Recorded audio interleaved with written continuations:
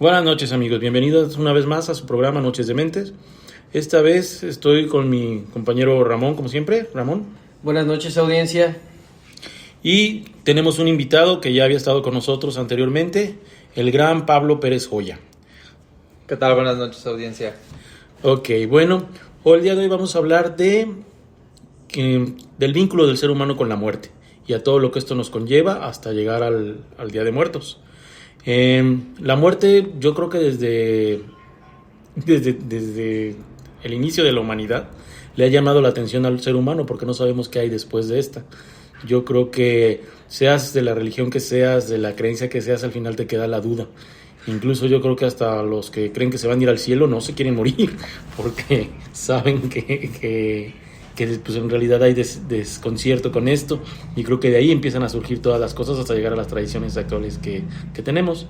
No sé si quieres dar algún preámbulo, Ramón. Buenas noches, audiencia. Hoy vamos a, como dijo Paco, a hablar de la muerte. Vamos a hablar en concreto del Día de Muertos. Siempre ha sido, como dijo Paco, un tema que nos intriga mucho y se desconoce, pero cada región, cada religión tiene su forma de darle un sentido a ese paso. Muy bien dicho. Bueno, pues te vamos a atacar, Pablo. Que para eso te trajimos. Primero que nada, cuéntanos tú, que eres más historiador que nosotros. El ser humano, ¿cómo se vincula con la muerte?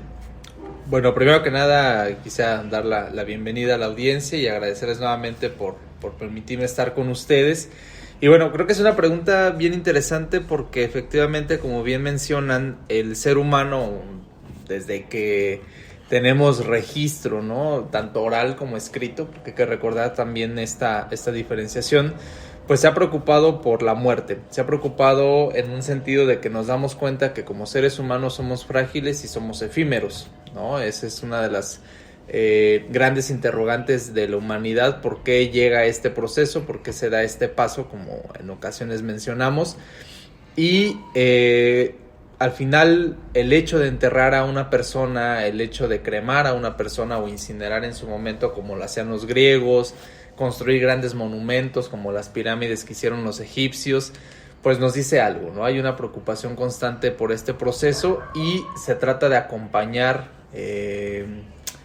a través de crear dentro del imaginario una explicación de qué viene después. Los griegos hablaban de ríos, del barquero, hablaban enterraban o cremaban a su gente con las monedas en los ojos para pagar este viaje, ¿no? Entonces, claro. Fíjate que esta preocupación ahorita que mencionaste eso me acordé, de las imágenes que he visto de las piras donde los ponían y eso. Y fíjate que una vez leí un libro que se llama La mujer dormida debe dar a luz. El autor se hace llamar Ayocuán, que la verdad no sé quién sea. Y es una historia real de él, de cómo se va con lamas. Es un libro de mucha filosofía y de mucha costumbre y tradición de ellos. Y se va con los lamas. Y allá a un lama le pasan dos cosas curiosas con respecto a la muerte. Una, ellos, no sé, al menos en el momento en que escribe el libro, dice que lo que hacen es a sus muertos los ponen en una parte alta, uh-huh, para que los cuervos y los zopilos se los vayan comiendo, porque es regresarlo a la naturaleza. Ya. No los entierran. Y segundo, a él le pasa que en una de esas está en una guerra del Tíbet, y va a entrar él a la dichosa guerra, y tiene miedo. Y un lama lo voltea a ver como un niño chiquito que le dijo, es que va a venir Santa Claus. Y voltea a ver y le dice, ¿por qué tienes miedo? Pues es que tengo miedo de morir.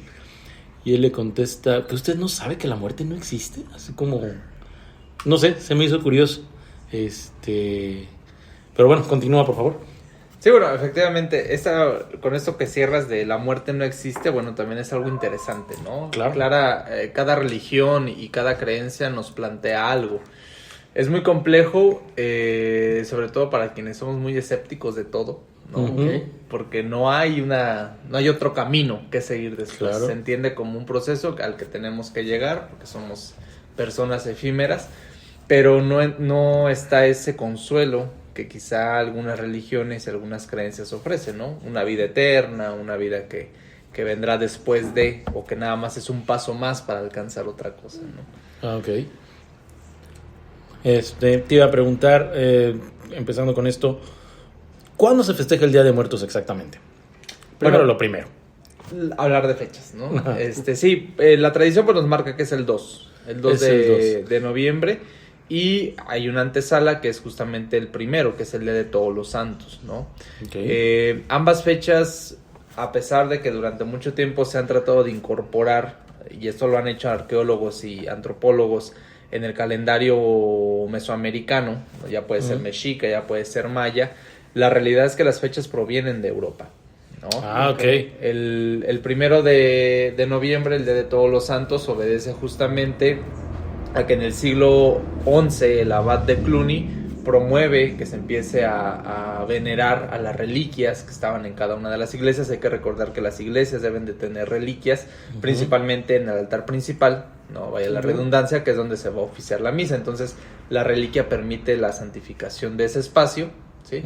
Y lo que iban a hacer es sacar estas reliquias, que bueno, hay que entender que hay varios tipos de reliquias, y unas muy comunes son osamentas completas, que son los cuerpos relicarios, o pedazos justamente de hueso o huesos como tal, ¿no? Okay. Entonces se sacaban, se ponían en especie como de exhibición, y los feligreses, los cristianos de la época, lo que llegaban a hacer era orar y se les daban indulgencias. Eso también bajo la idea que se estaba ya construyendo en Europa de la existencia de un espacio no físico, sino más bien teológico, que es el purgatorio. Ah, ok. Entonces hay que recordar que el purgatorio es este lugar donde justamente, el mismo nombre lo dice, se purgan los pecados, y la idea es vivir un proceso de purificación del alma para poder ascender al cielo, ¿no? O al paraíso. Entonces, en ese sentido, la gente acudía a estos lugares, ofrecían las oraciones y demás, bajo la idea de que sus pecados se perdonaban, y en ese sentido aminoraban la estancia o el tiempo de estancia en el purgatorio, o simplemente no pasaban por ahí e iban directo a donde al pase directo. Exactamente, Okay. ¿no? Eso por un lado de esta primera fecha. La segunda fecha ya tiene que ver con un proceso que fue catastrófico para la humanidad, como fueron las pestes, ¿no? Principalmente la peste del siglo XIV, estamos hablando de la centuria de los 1300 allá en Europa, la peste negra, la peste bubónica. Y después de este proceso, el 2 de noviembre, se integra dentro del calendario cristiano, no mesoamericano, la idea de dedicar el día para orar por los difuntos, ¿no? Por todos los difuntos que perdieron, porque hay que recordar que, pues básicamente un tercio de la población europea perdió la vida durante esta crisis de la peste negra. Y entonces, en ese sentido, pues nuevamente aparece la idea del purgatorio, porque el hecho de que los familiares rezaran por sus difuntos implicaba una especie de ayuda terrenal para que ellos atravesaran más rápidamente lo que era este espacio, ¿no? Para poder llegar al paraíso. Entonces, obviamente estas dos fechas que hoy conmemoramos en nuestro país, pues llegan con la presencia de los europeos, al continente que después se va a denominar, bueno, a las tierras que después se van a denominar como América, ¿no? Ah, ok. Bueno, ¿y allá lo festejan como el Día de Todos los Santos, te entendí? El Día de Porque Todos los yo Santos. sé que, por ejemplo, el Día de Muertos es muy característico de México. ¿Y allá cómo lo festejan? Bueno, eso también es otro punto importante que hay que rascarle ahora ya en el siglo XX, y tiene que ver con el cardenismo, que es justamente en este contexto de la década de los 30 del siglo pasado, donde el gobierno, encabezado por Lázaro Cárdenas, apostó por la nacionalización del país, ¿no? Crear esta identidad, una identidad que se iba a basar mucho en el indigenismo, y en ese sentido los arqueólogos y antropólogos hacen creer al pueblo mexicano que efectivamente la tradición deriva de una parte prehispánica, ¿no? Pero en realidad en Europa y en otros países sudamericanos que también formaban parte de todo esto que conocemos como la hispanidad y que duró 300 años, también se festeja de alguna u otra manera. Claro que no es la misma forma, ¿no? Y sobre todo porque también hay que tomar en consideración el carisma del mexicano. Sí, claro. Esta idea de que nos reímos de la muerte y demás, ¿no? Me quitaste las palabras de la boca. Me acordé de eso exactamente, de que dicen que el mexicano se burla de todo hasta de la muerte. Hasta de la muerte, efectivamente. Pero sí hay que tomar en consideración que hay elementos que, por ejemplo, forman parte de lo que nosotros entendemos como el Día de Muertos, que proceden de Europa. ¿Cuáles son estos dos?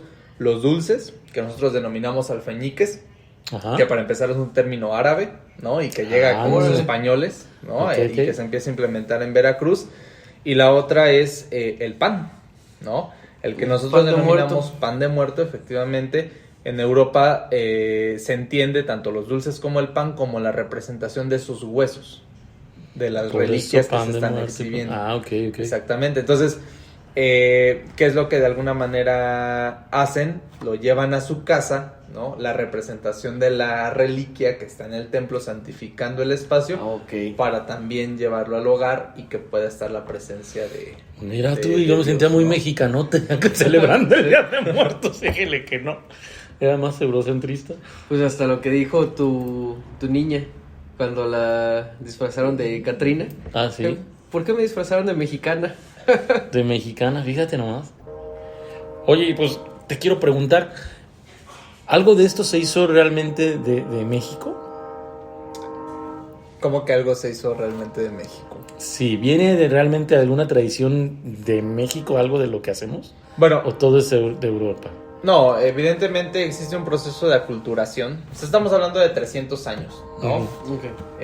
Hoy día, por ejemplo, y es algo que me gusta mencionar a mis estudiantes en una materia que se llama interculturalidad, Ah, ok. justamente, ¿no? Y hablamos de esos procesos de aculturación y de Ilústranos. cómo definir cultura.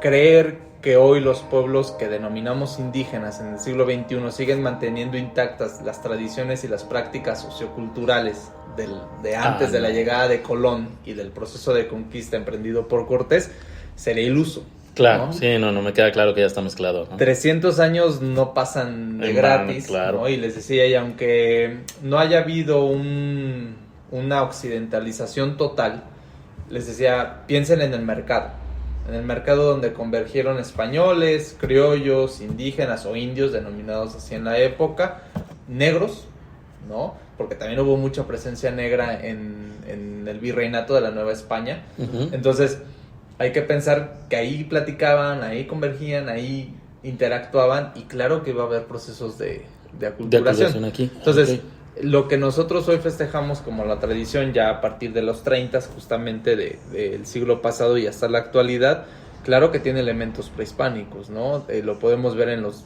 altares, por ejemplo, lo podemos ver en las representaciones que se hace con danzas prehispánicas, ¿no? También Claro. que acompañan el festejo como tal y que se unen a ritos católicos o a prácticas católicas. Y también es importante mencionar que estamos hablando de los 30, han pasado 70 años para que inicie este siglo que estamos viviendo y ya de este llevamos 23, ¿no? Entonces, Ok. estamos hablando de un total de casi 100 años. Claro que la tradición ya se apropió, claro que el mexicano actual ya la hizo suya, ¿no? Me imagino que hay ciertas cositas que no hacen en otros países, como por ejemplo el altar no lo hacen en otros países, ¿o sí? La ofrenda como tal existe. Por ejemplo, hay un país sudamericano que lo que hace no es tanto el 2 de noviembre, sino que el 31 de diciembre, Ujú. después de que la familia cena, ¿no? Esta famosa cena de la noche De Año vieja Nuevo. para dar paso al año nuevo, una vez que cenan dejan comida sobre la mesa, o sea, no montan un altar como lo hacemos en México, sino que sobre la mesa dejan la comida, porque ahora es el turno de los difuntos, ¿no? Ah, ok. Para que los acompañen en esta Ok. transición del año viejo al año nuevo. Mm. Entonces, sí existen ciertos elementos, pero Propios. la aplicación, digamos, es distinta, ¿no? Ah, ok. Bueno, se nos está acabando este segmento. Continuamos en el que sigue.